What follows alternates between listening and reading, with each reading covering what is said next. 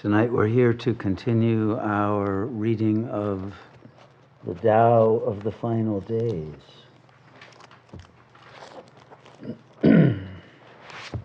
And I believe that finally some people are beginning to believe we are in the final days.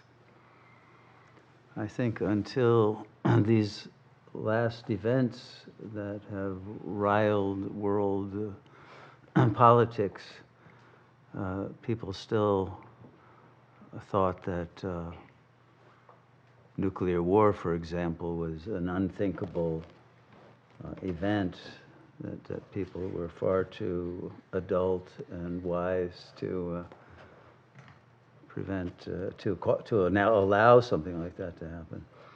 But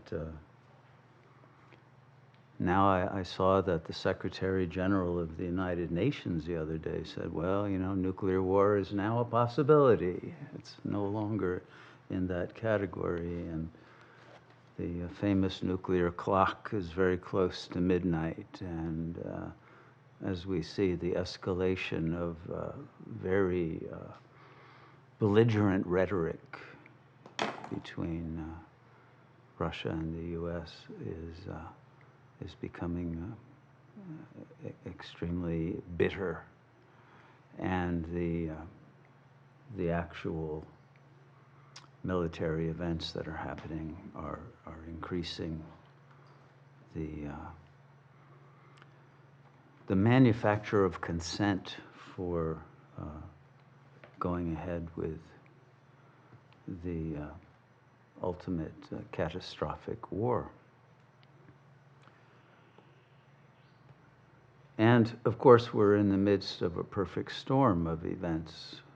That war is only one of a number of cataclysmic aspects of our situation, including an impending food shortage of global proportions that is not something that can be resolved in any timeline that could save the masses of population that will starve.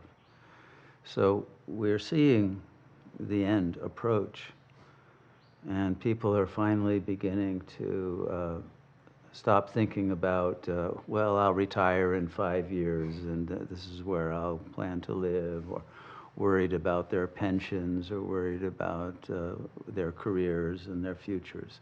And they're starting to become present to the reality of the situation that our planet is in. And I think it's only when one begins to confront this reality that a book like this will have meaning and can be of some help to people who feel lost, anxious, alone, terrified of a situation that they don't understand.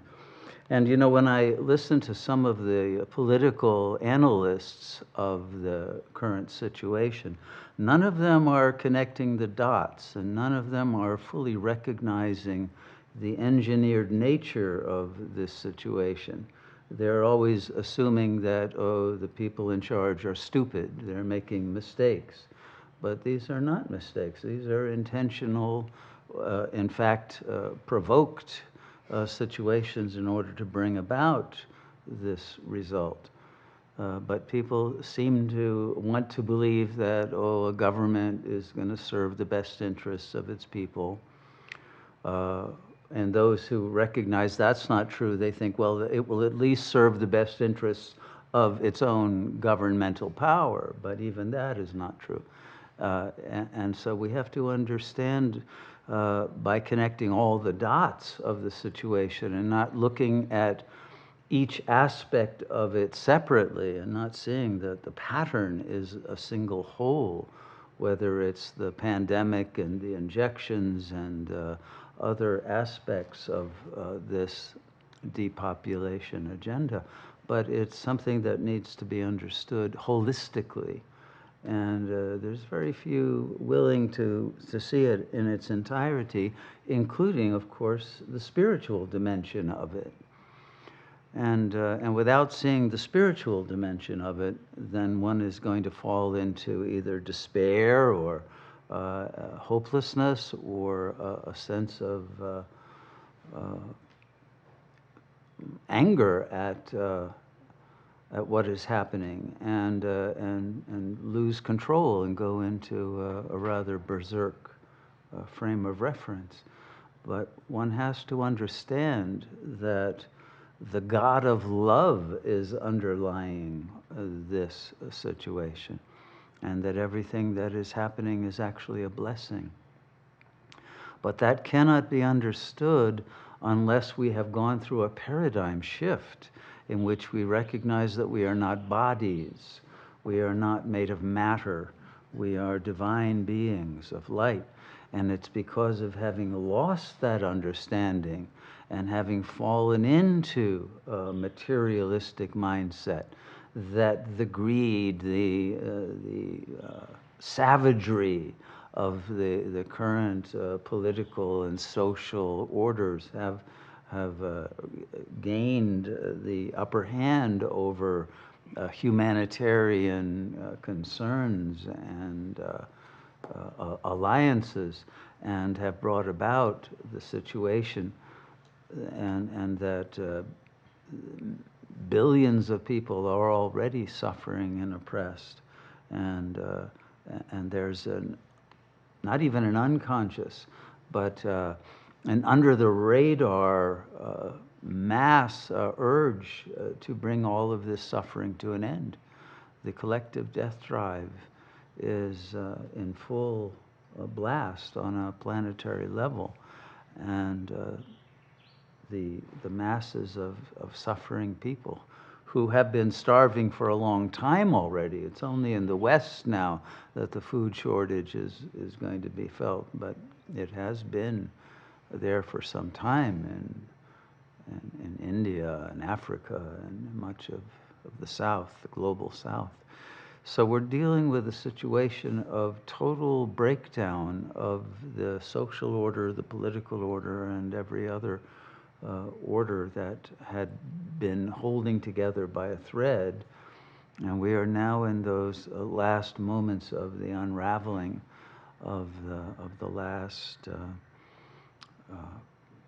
let's say, nodes of sanity within the cultural sphere.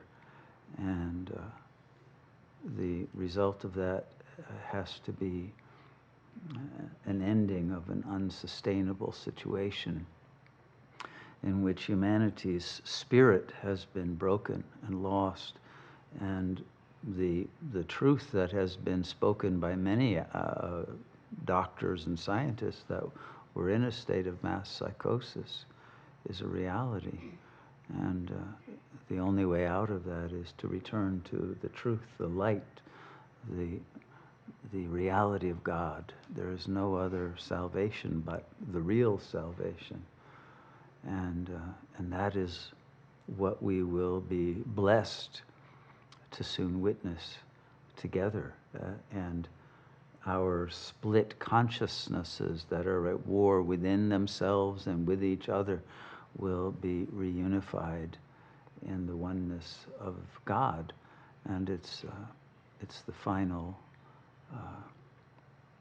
ultimate blessing and gift of grace that can eliminate the massive suffering that is going on in the world, that cannot be resolved from any phenomenal plane agency, because there is no longer any credibility in any of the institutions or any power to advance an agenda that would bring peace. Those who want peace are actually censored, and it is the war cry is now dominant, and that's increasing on all sides. So we have to become beacons of real peace internally, and bring that peace into the world. That is the peace that is the presence and the love of God, which is the only real peace that has any chance of touching the hearts of those who are suffering. So to return to the book, and I'll read as many as I can this time to make up for not reading many last time.